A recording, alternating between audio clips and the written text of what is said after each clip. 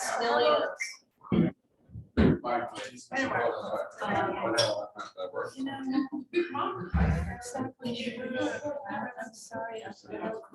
Good evening. I'm Craig Zeichner, the Senior Activities Manager. We've met before, some of us. Welcome to our first lecture of the new year. And we've something very special. Some housekeeping notes. Books are for sale. They're $30 each. And we already have one on the tote board.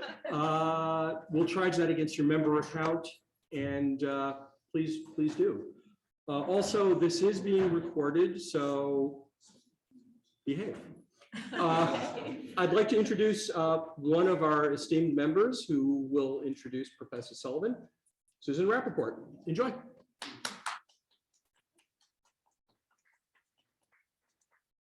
I am absolutely delighted to introduce Patricia Sullivan, historian, academic, and professor at the University of South Carolina. This book is absolutely, can you all hear me? It's wonderful. And she's a great friend, and I'm a great admirer of her work.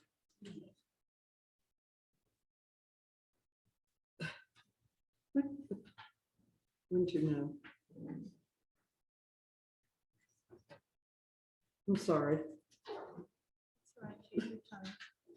Okay. Pat Sullivan is a historian of note of 20th century American history, specializing in 20th century US history with a focus of American history, race, civil rights, and politics.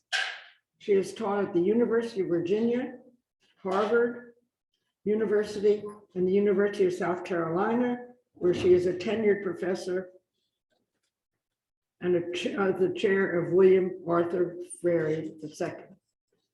Her previous books, oh God, I'm sorry, include Lift Every Voice, the NAACP, and the Making of the Civil Rights Movement, Days of Hope, Race and Democracy in the New Deal Era, Freedom Writer Virginia Durr, Letters from the Civil Rights Years.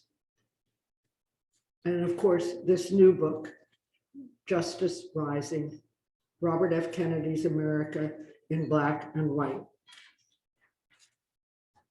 I have just one more thing to say, and that's my take on the book, which is the country would have gone in a totally different direction had Robert Kennedy become president. The other thing is that from the time he was appointed as Attorney General till the time he was assassinated, Robert Kennedy was totally immersed and involved in racial justice and equal justice for all. And it is so relevant in this critical time that we live, especially today on January 6th. And now I'd like to welcome and introduce you to Patrick.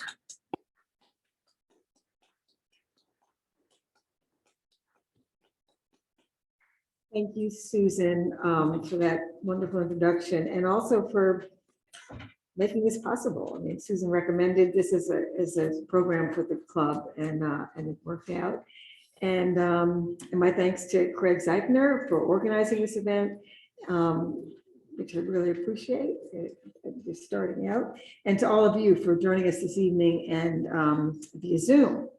The publicity for this event called my book, Justice Rising, an essential missing piece in our understanding of the civil rights movement, our racial history, the 1960s, and the flipping of the South from Democrat to Republican. And that really perfectly captures what I see as the essence of the book and what I hope it conveys, as well as a reconsideration of Robert Kennedy. I want to begin by describing an episode that opens the book. And it's set in the context of the spring of 1963, when widely televised images of police assaults, oops, you don't see what I see, on protesters in Birmingham with dogs and fire hoses ignited demonstrations across the country. James Baldwin's warning in The Fire Next Time, published earlier that year, seemed to be on the verge of being realized. On May 24th, let's see, get myself into the technology here. We got it. Okay, I'm being recorded. I'll put this down here. Okay, sorry about that. On May 24th, in a meeting arranged by Baldwin, Attorney General Robert Kennedy met privately with Baldwin and a small group of African Americans, including playwright Lena Horne, attorney Clarence Jones, sociologist Kenneth Clark, and Jerome Smith, a young battle-scarred veteran of the sit-ins and the freedom rides. The meeting occurred just not far from here at the Kennedy family apartment at 24 Central Park South. Kennedy was looking to this group for advice on how to calm racial tensions while he and his brother tried to build congressional support for a strong civil rights bill. But Jerome Smith, the young civil rights activist, set the tone. Being in the room with Kennedy, he said, made him want to vomit. The group, and he was in New York for surgery on a broken jaw. I mean, the guy was like someone coming from the war front, right? And the Attorney General in policy discussion was not something he was particularly interested in. And his reaction to Kennedy, Kennedy's sort of startled reaction to Smith, unleashed a litany of charges and complaints from everyone there about the failures of the federal government to protect the rights and lives of Black citizens and its complicity with segregation. Kennedy tried to respond and he was cut off. Finally, he just sat and listened. It went on for 3 hours. Wow. Kenneth Clark described it as the most violent verbal assault he had ever witnessed. And the meeting, I opened the book with the meeting, and during the course of the meeting, again, they couldn't communicate because just the anger and the frustration, and things had gotten to a point where a policy discussion wasn't going to work. And Lorraine Hansberry said at one point, you know, if you don't get it, we're really in trouble because you and your brother are the best a white America has to offer. I didn't start out to write a book on Robert Kennedy. I was interested in taking a fresh look at the 1960s, a decade that began with mass nonviolent protests in the South and ended with the explosion of racial tensions in cities across the country, along with the burgeoning politics of law and order and white backlash. The meeting with Baldwin and several other incidents involving Kennedy piqued my interest, and I soon realized that Robert Kennedy's public life, in ways that I had never understood, and I've been writing history about civil rights and race for 30 years. His public life was forged at the intersection of race, history, and politics in a way that this convergence really drove the dynamics of change in the 1960s. So a little background. 1960, the year John Kennedy ran for president, marked the convergence of several important developments. It topped off the decade of the largest African-American migration from the South to the North and West. Black migration since the World War I era had steadily changed the racial demographics of the United States. In 1960, close to 50% of African-Americans lived outside the South, many in segregated and overcrowded, poverty-stricken urban communities.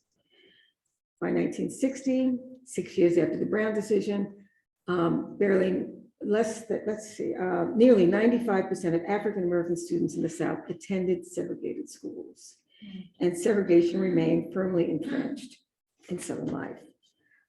As many of us know, on February 1st, 1964, Black college students sat at a whites-only lunch counter in Greensboro, North Carolina, refused service.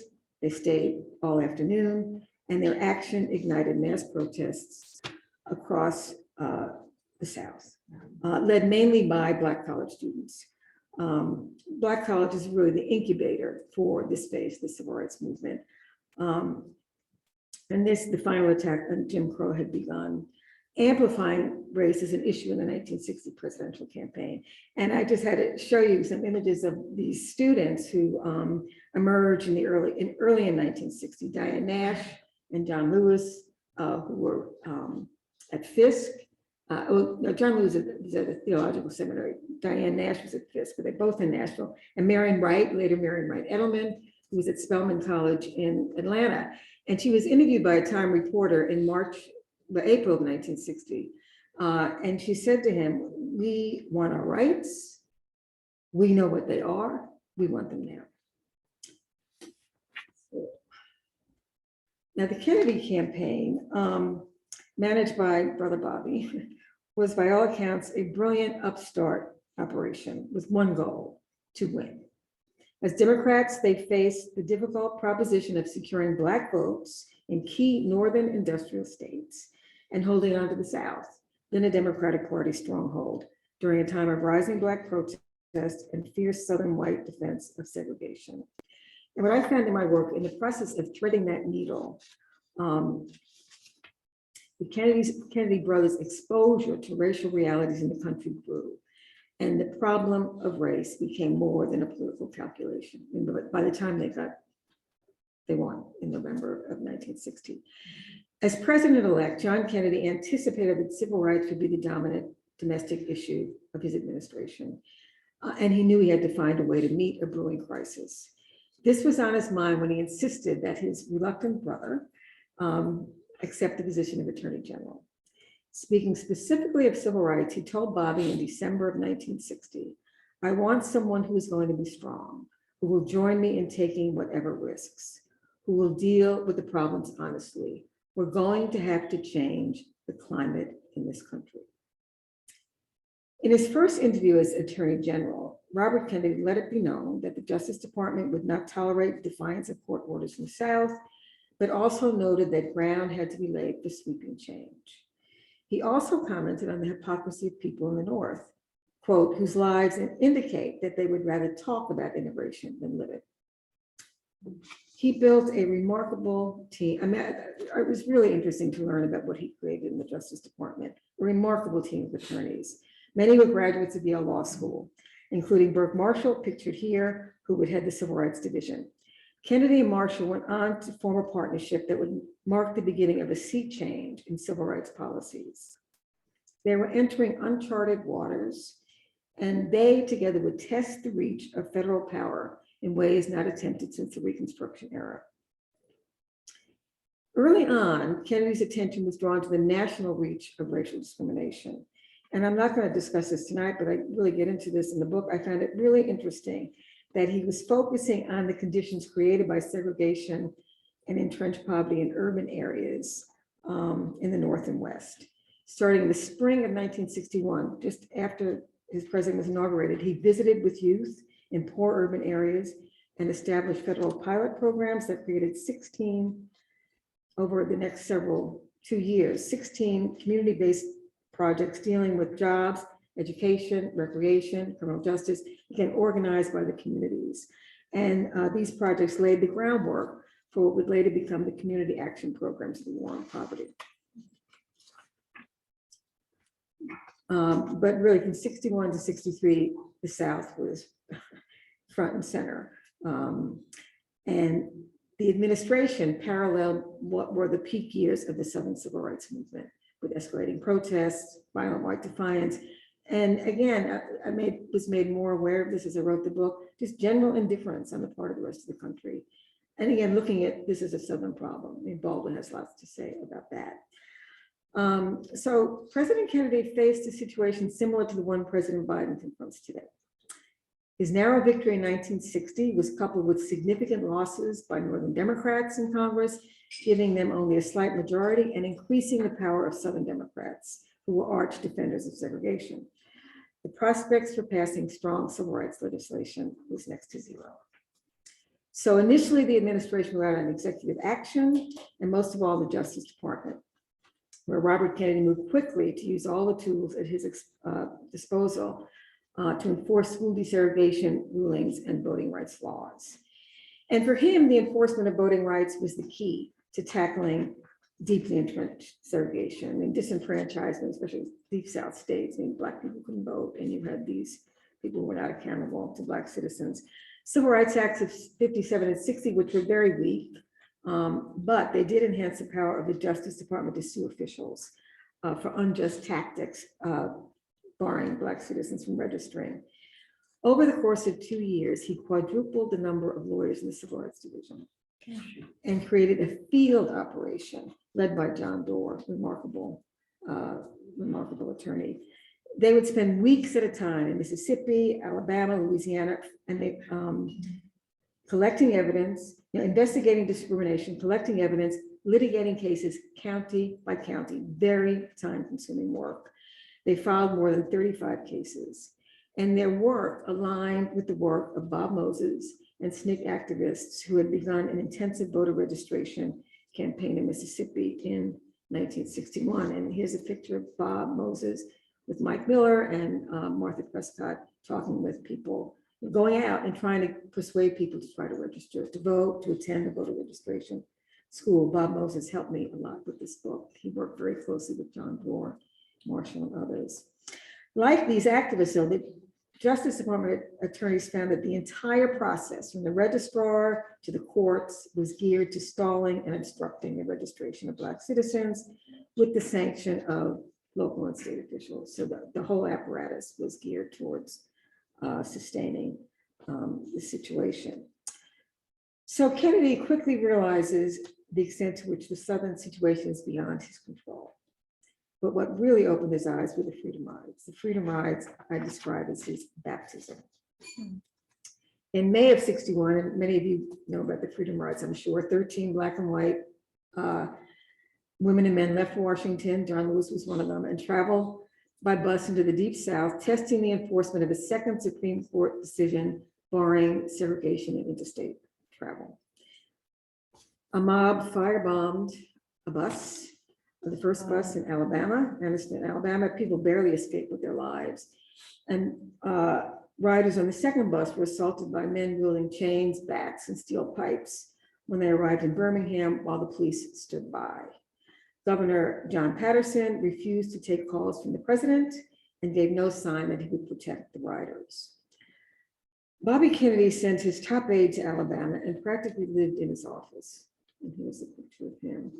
And a Time reporter, I'll read this to you, you can see it. I mean, he said, for a solid week of days, this reporter was stationed in the Justice Department, that often stretched late into the night. Kennedy wrestled with the amazing problem of how to get a small busload of US citizens from one US city to another US city along US highways. That was it. And at the risk of their lives, again, with no protection. After riders were mobbed and assaulted in Montgomery, and in the previous picture, you showed Jim's verb, that was Birmingham, but again, beaten bloody in Montgomery, again, while no police standing by, Kennedy sent 500 federal marshals to provide protection, the protection the governor refused to provide. And they were the only law enforcement present the night of a mass meeting at the First Baptist Church, where King was present along with the Freedom Riders, packed with 1,000 people, when a mob of several thousand whites surrounded the church and threatened to burn it to the ground. I mean, they prevented that from happening. Very tense. King's on the phone with the Justice Department. It was really a close call. And finally, close to midnight, the governor sent the National Guard in. Kennedy negotiated the safe passage for the riders to Jackson, Mississippi, where they were promptly arrested for breaching the peace. And at the end of this episode, Kennedy said to John Doerr, speaking of the governor and the law enforcement officials, he said to John Doerr, really in disbelief, those fellows are at war with this country. The riders, Susan and I love this picture, a friend of ours, I mean, they kept coming all summer. People kept coming. By the end of the summer, more than 300 people had been arrested in Jackson, Mississippi. And these are the mugshots of some of them. And also that November, Stokely Carmichael's up there, I think, and Lewis. Yeah, there's Stokely on the bottom, Stokely Carmichael, John Lewis is in that picture. Kennedy did get the ICC an ICC ruling enforcing the court's order desegregating buses, taking signs down and following up with enforcing that. So they achieved that, but it was just the beginning. And I'll just highlight, when you think about this, I mean, how does the federal government move in these situations? A little more than a year later, they faced a major showdown in Mississippi with Governor Russ Barnett, Ross Barnett, when a federal court order mandated the admission of James Meredith, the governor withdrew all police protection from the campus the day that Meredith was due to enroll. So we had federal marshals, more than 1,000 people rioted on the campus, 2 people were killed, and it took 25,000 Army troops to restore order. And Meredith was enrolled the next day. Sounds familiar. So then the University of Alabama loomed as the next challenge in that regard of state, federal. And here's the great Fort Wallace. It's a great picture of him, isn't it? And he angled, and he succeeded, angled to outdo all others in his defense of segregation, pledging to personally block the court-ordered admission of Vivian Malone and James Hood to the university. So on April 24th, 1963, now up to 63 already, Robert Kennedy went to Montgomery to meet face-to-face with Wallace, wanting to size him up and let him know that the court order would be enforced. At a press conference after he arrived in Montgomery, a reporter asked, "Mr. Kennedy, are you a communist?" "No," he answered, and I'd be glad to clarify that. That was the beginning. He arrives, the governor had the Confederate flag hoisted over the state capitol the day before Kennedy's visit. And Wallace greeted Kennedy by announcing him that he was going to tape their conversation, which meant that Kennedy could not let anything go unanswered, since it would be obviously played on the radio. Wallace charged that the central government was trying to rewrite all the laws and said the administration was determined to enforce segregation with troops and bayonets. Kennedy counted each of the governor's exaggerated claims and misstatements and emphasized the responsibility of the federal government to ensure rulings of the federal courts were abided by. It went on for 90 minutes. Kennedy emerged from the meeting slightly shaken, a reporter observed. "It's like a foreign country," he said. "There's no communication. What do you do? I've never been asked if I was a communist before." From here, I just had to put this up since I teach down there, but from there, he went to South Carolina, and I met a fellow there who, his father was the district attorney, and Kennedy stayed at their house. He didn't stay in hotels, he didn't stay in segregated establishments when he went south. And he told the law students, he spoke at the University of South Carolina Law School, emphasized the importance of civil rights and voting rights, and he made a comment which again indicated his understanding of the expanse of the problem in the country. He said, "Time is fast running out for this country." He had read Baldwin. Baldwin's essay was published in the New Yorker at the end of '62, and he really understood that things are at a boiling point. And it goes to Birmingham, as I mentioned at the beginning, that's when things really explode. So while he was in Montgomery meeting with Wallace, King was in Birmingham organizing a major campaign challenging segregation in the department stores downtown.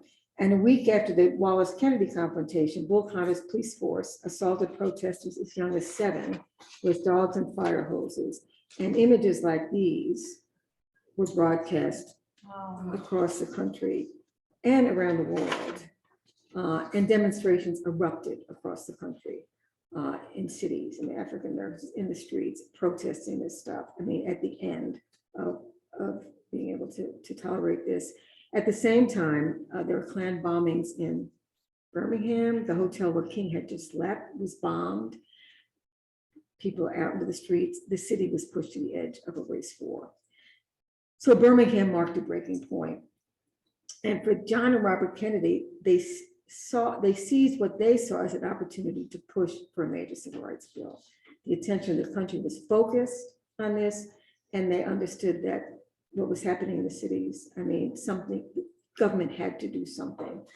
So Robert Kennedy drafted legislation in mid-May. I mean, these protests were the first week in May.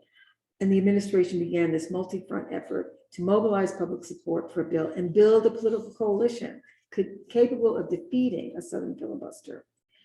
Nearly all of Kennedy's top aides were against introducing a strong civil rights bill.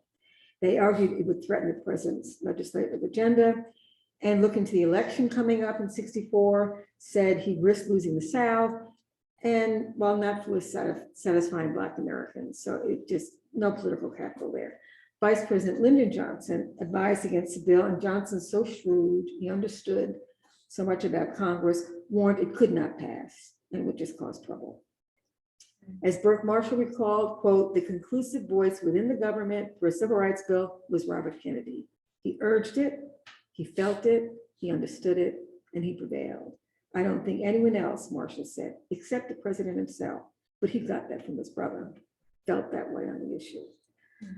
So on June 11th, Wallace ultimately yielded to a federalized National Guard and a federal court injunction that promised jail time if he barred the students. And Vivian Malone and James Hood were enrolled at the University of Alabama. So late that afternoon, and they monitored this from the White House and the Justice Department, get people down. And it was quite a scene with them standing and moving and all of this, but it worked out. So President Kennedy said, I'm going on television tonight, and I'm going to talk to the American people. So at 8 o'clock. And so he and his brother hastily outlined what JFK would say just minutes before the president went before the camera. And I recommend the speech. It was 15 minutes long. It is just a brilliant distillation of what they had experienced over the previous 2.5 years and what they had learned. And I'll just read a few short excerpts from it to give you a sense of it. But he began by saying racial discrimination is not a sectional issue, but a condition that existed in every city, every state of the Union. He said, 100 years of delay have passed since President Lincoln freed the slaves, yet the heirs are not fully free. They are not freed from the bonds of injustice. They are not yet free from social and economic oppression. And then towards the end of this short speech, he said, now the time has come for the nation to fulfill its promises. The fires of frustration and discord are burning in every city, north and south, where legal remedies are not at hand. These were, the president emphasized, manifestations of a moral crisis that could not be solved by repressive police action, by tokenism, or by deploring the facts. This was a time for action in Congress, in state and local government, and he underscored above all, in all of our daily lives. He continued, a great change is at hand, and our task, our obligation is to make that revolution, that change, peaceful and constructive for all. Those who do nothing are inviting shame as well as violence. Those who act boldly are recognizing right as well as reality.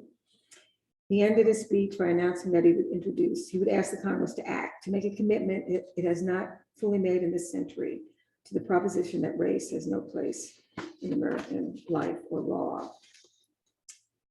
And this was a part of the history I was really, really interested in learning about, because it's and it is kind of relevant to today in our current moment of deep division and gridlock in Washington, how the Civil Rights Bill got through, and we think, oh, Lyndon Johnson signed it on July 2nd.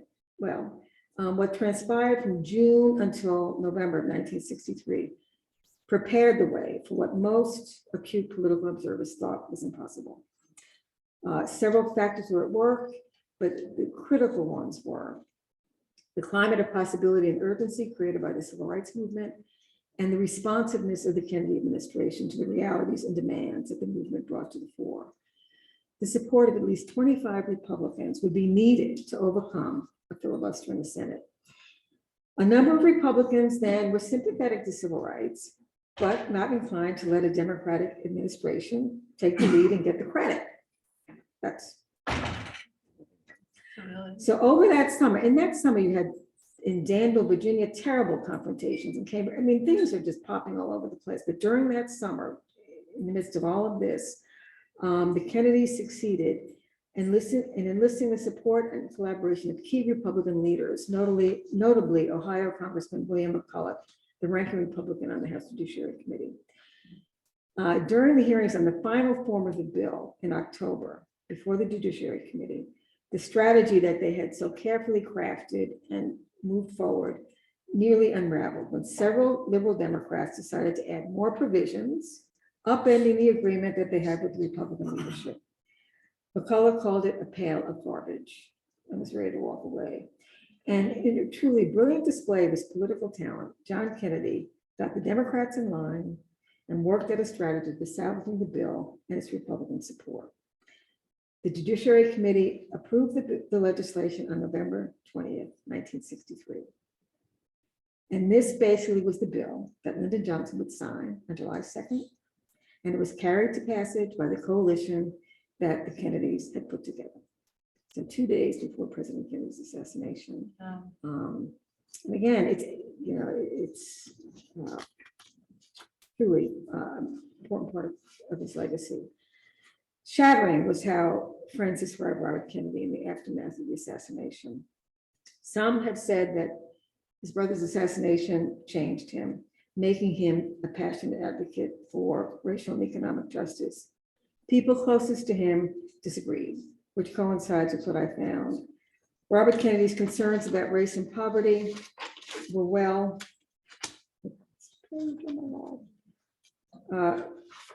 developed and deeply felt by 1963. What is notable is that his experiences as part of his brother's administration prepared him for what was to come, as cities around the country became the front lines in the struggle over entrenched racial discrimination, really created a situation that carried on into the post-civil rights era. So I'll pick it up here, but I want to highlight this part of his career, but I think the early part was really important to understand who he was, what he had brought to his role as a senator.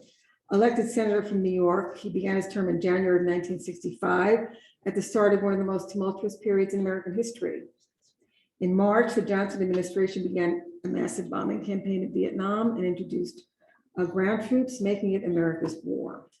That same month, the voting rights campaign in Selma, Alabama attracted national attention after marchers were beaten by police on the Evan Pettus Bridge. President Johnson seized this moment and introduced voting rights legislation that was signed into law on August 6, 1965, which really is the high watermark of the civil rights movement. But it should be noted that Burke Marshall, who had left his position as head of the Civil Rights Division several months earlier, returned to help draft the legislation, working with John Doerr and others who had firsthand experience in the field with Southern officials who would go to any length to suppress voting rights. Section 5, requiring pre-clearance of any changes in voting procedures in the affected states, reflects that. They wrote that into the law.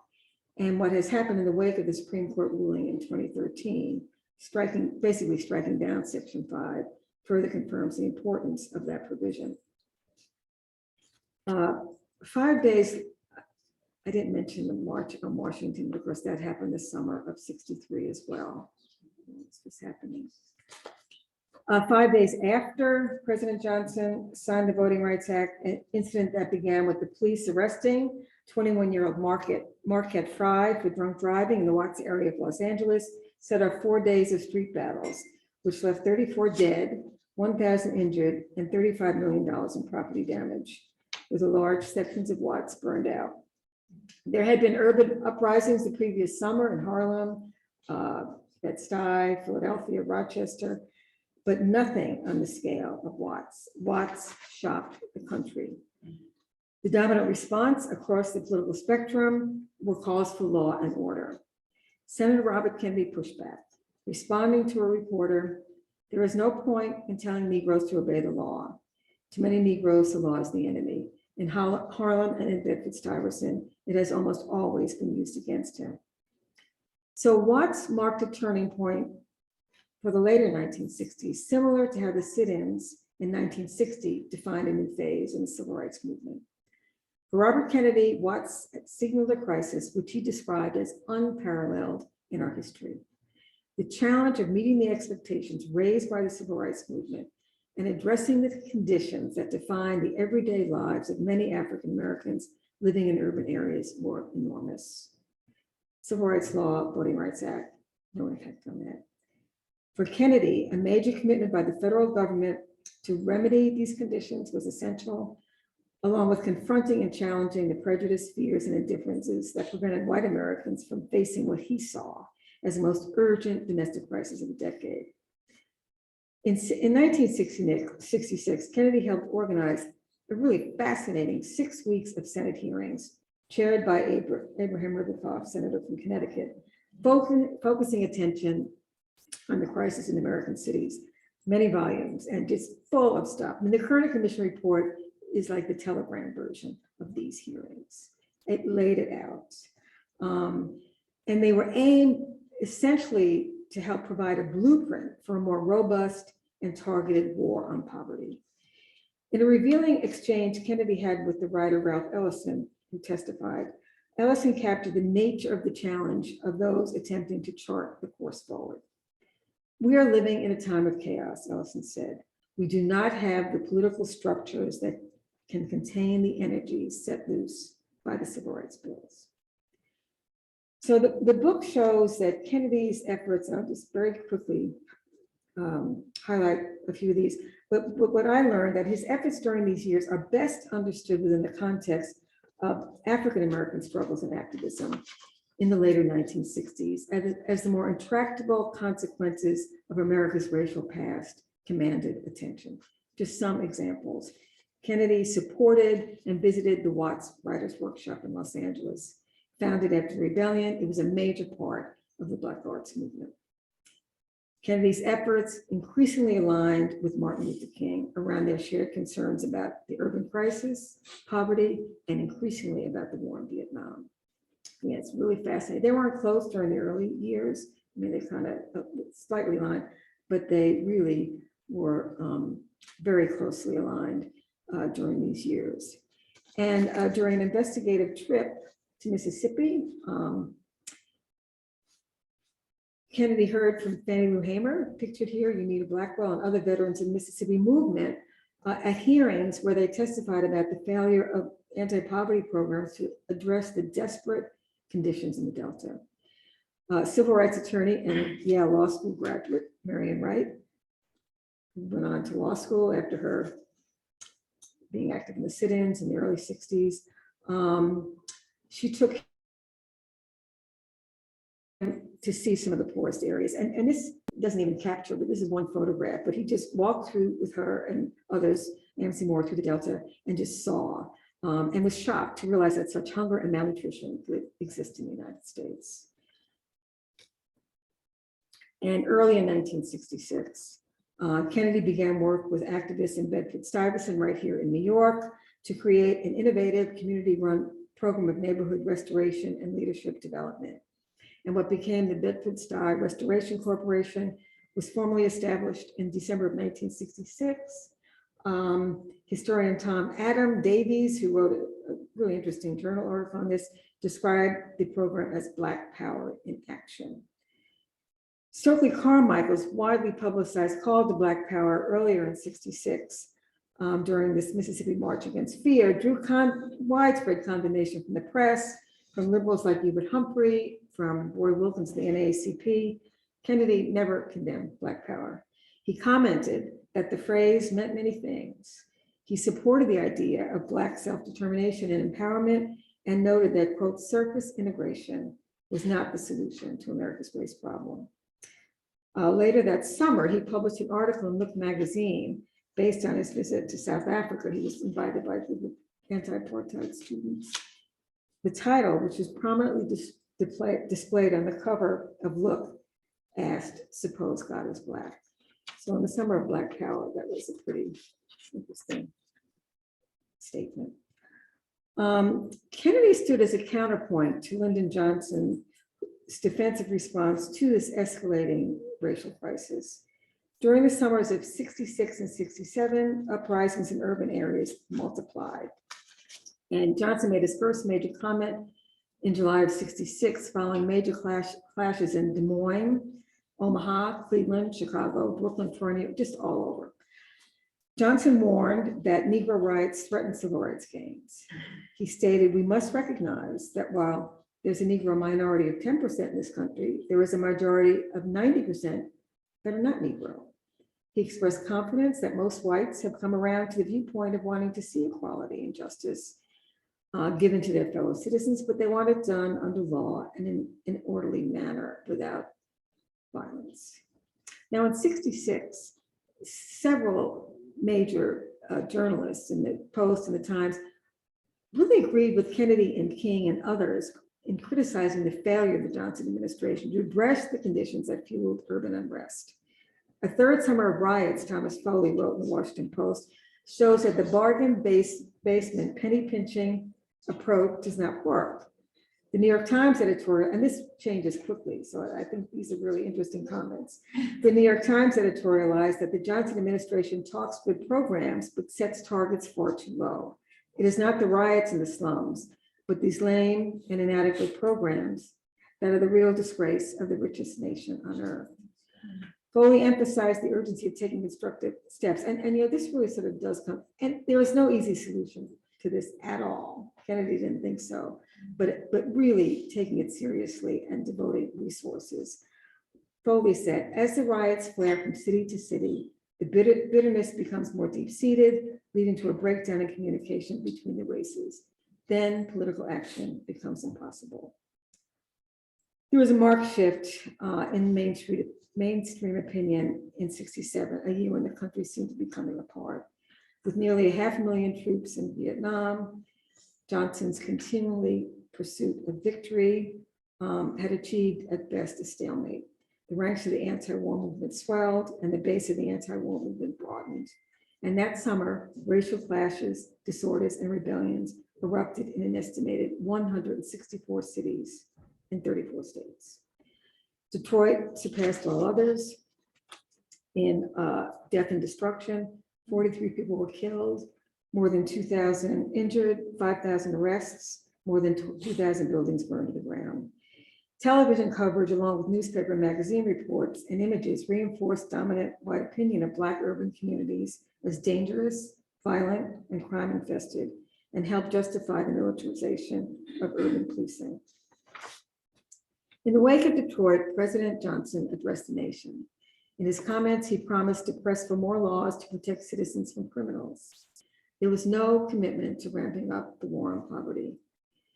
After hearing LBJ speak, Kennedy said, "That's it. The president is not going to do anything more. He's through with domestic problems in the cities."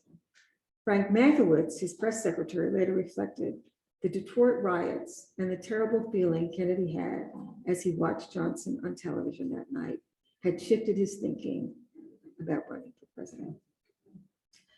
At the end of the summer, Marion Wright, who also works as an aide to Martin Luther King, accompanied Kennedy aide and future husband, Peter Edelman, to visit Robert and Ethel Kennedy at Hickory Hill. Kennedy learned from Wright. She was on her way back to Atlanta to see Dr. King, and he learned from her about King's despair over what to do in the face of dire conditions in the cities and the failure of the government to recognize the depth of the problem and the growing white backlash. Kennedy responded, he should go and get a lot of poor people who just come to Washington and say they're just going to stay there until something is done. And Congress gets embarrassed and has to act. Wright passed this along to King, who had been thinking about orchestrating nonviolent protests in urban areas. Wright's proposal helped shift attention to what became called the Washington Project, which was the Poor People's Campaign. So I'm wrapping it up here, and the book describes what happens over the next 14 months as Kennedy finally decides to seek the presidency. And a lot went into that decision. I mean, it wasn't something he did lightly. And King organized the Poor People's Campaign. Kennedy's energetic barnstorming campaign that lasted only for 10 weeks can be seen as an extension of Ralph Ellison's call for the creation of a political structure capable of channeling the hopes and possibilities released by the Civil Rights Movement. An effort to build a new politics, one that is drawing in African Americans, blue collar workers, young people, Latinos, and Native Americans, inclusive. And this image is taken just a few blocks from the center of the riots in Detroit. And this is taken just outside of Detroit in a Polish American community. He moved easily across tight urban boundaries and was well received in white ethnic communities, and of course beloved in African American communities. On April 4th, 3 weeks after the start of his presidential campaign, Martin Luther King was assassinated in Memphis. Kennedy's address, and I recommend that to you, was extemporaneous. John Lewis had organized a campaign event. People told Kennedy not to go because the word had come that King had died. He announced to the crowd at a time before cell phones, they didn't know, mostly African-American crowd, that Martin Luther King was dead. The speech that evening just conveyed this deep grief and spoke to the immeasurable loss and really connected with the people gathered there that night. The next day, he canceled all campaign appearances until after King's funeral, except for the next day. He had a speech at the City Club in Cleveland titled "The Mindless Menace of Violence," a powerful critique of the dark underside of American life, which resonates throughout our history. And I recommend that to you as well. On June 5th, barely just 2 months later, Robert Kennedy was assassinated minutes after claiming victory in the California primary, which made him a strong contender for winning the Democratic nomination and the presidency. The possibility, spirit, and hope of both Kennedy and King's final efforts has been overshadowed, I think, a lot by the tragic endings. You know, they're iconic, they're kind of frozen in these moments. And what I came to in researching and writing this book, sort of recovering what both men had come to represent to hundreds of thousands of Americans. And while the obstacles they faced in their particular efforts at this time may have proved insurmountable, it is important to remember the power of their leadership and the reach of their vision at this pivotal moment in American history. Self-doubt. I think this might have been a very different, I think things might have been very different in this country if we had not had so many assassinations, James Baldwin told Gene Stein in 1970. Baldwin regretted that he had not spoken with Bobby again after the May 1963 meeting. They saw each other at King's funeral, but across the distance. Now that Bobby was gone, Baldwin reflected on what had been lost. He was somebody in the 20th century with enough passion and energy and patience, he said. Speaking of Bobby and his brother, Baldwin commented, they both had minds that could be reached. Then he reflected back on that meeting. Bobby may have been exasperated with those people at the infamous meeting, being hit against the wall and described as naive, but at least there's some contact, some connection, there's dialogue, there's something that makes things possible. So Robert Kennedy will have the final word. Talking about the turmoil during the late 60s as the greatest crisis since the Civil War. He saw it that way, and I think he was correct. And there are many parallels to our current moment. So this is what he had to say late in 1966. Like it or not, we live in a time of danger and uncertainty. We have but one choice: to face our difficulties and strive to overcome them, or turn away, bringing increasing repression, human pain, and civil strife. And your last image will be of the funeral train that carried him back, with 2 million people spontaneously gathering along the tracks from New York to Washington as he was taken back to Washington to be buried beside his brother in Arlington Cemetery. So I would love your questions or comments.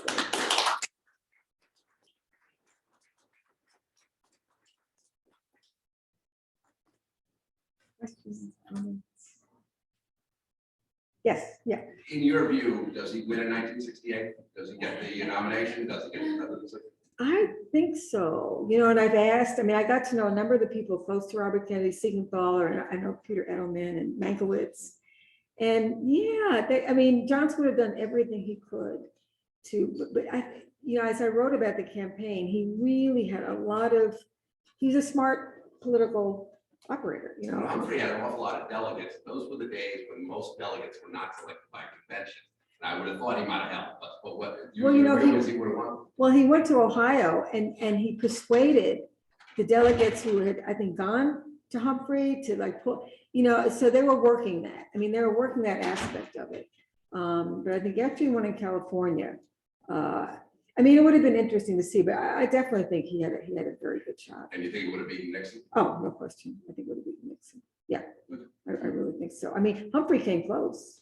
Yeah, they could have closed at the end. I mean, Yeah. we'll see. Okay. But I think, you know, again, the enthusiasm, the turnout, I mean, and it crossed all kinds of, I mean, he really was creating a kind of constituency. You know, they said in Indiana where he won in the primary, which was 6% African American in that state, but he appealed to voters who had gone with Wallace earlier. You know, I think we all responded different things, and I think Kennedy had a way. But yeah, so I do So think your so. vote's yes. Okay. That's my measured opinion.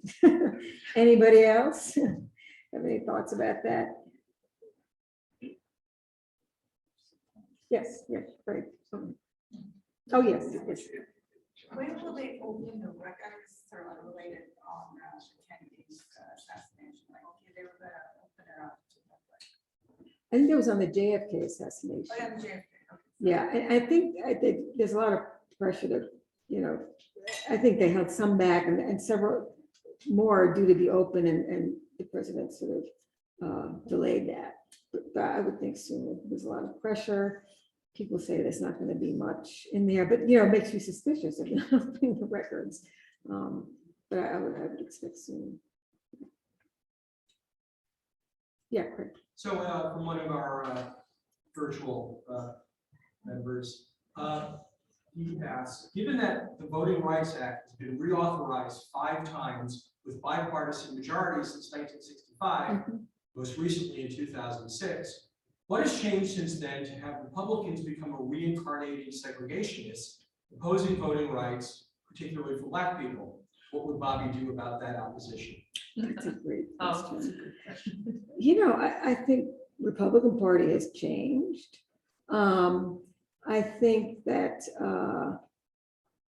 yeah, I think the leadership has changed. And I think the kind of, you know, when President Kennedy was going around with the leadership after that debacle in the hearings, one of them was Halleck, Charles Halleck, who's a congressman. And he went to see the president and Halleck remembered saying, he didn't bully me, he didn't threaten me. He said, Charlie, do it for your country. And the Kennedys looked at, and many people at this moment, if you really saw what was happening, the country, it was explosive. And this was a national problem, not a partisan issue. And so many people came to see it that way. And I think it seems we've lost that, especially on something like voting. I mean, who can, you know, what? You know, we've lost that. We've lost that. That's a mild way of putting it. But where did it go? I mean, I think the question is a good one to think about, you know, how that has taken hold. But I think probably leadership on both sides in terms of sustaining that kind of bipartisan support and in the country, making it something that matters to people. You know, they had these meetings when they're getting ready for the Civil Rights Bill. They brought in women's organizations, law, religious, labor, to get people to work in their communities, to build the kind of public support. That's, I think, what has to happen now, that pressures elected officials to support these sorts of things that, you know, just are so in line with what we think we are as a democracy, to be able to vote unencumbered and easily.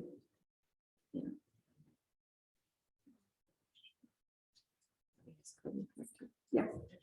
Do you view gerrymandering as a way of suppressing votes? The way it's been used, yeah, definitely. The Republican Party is sort of pushing it in that direction.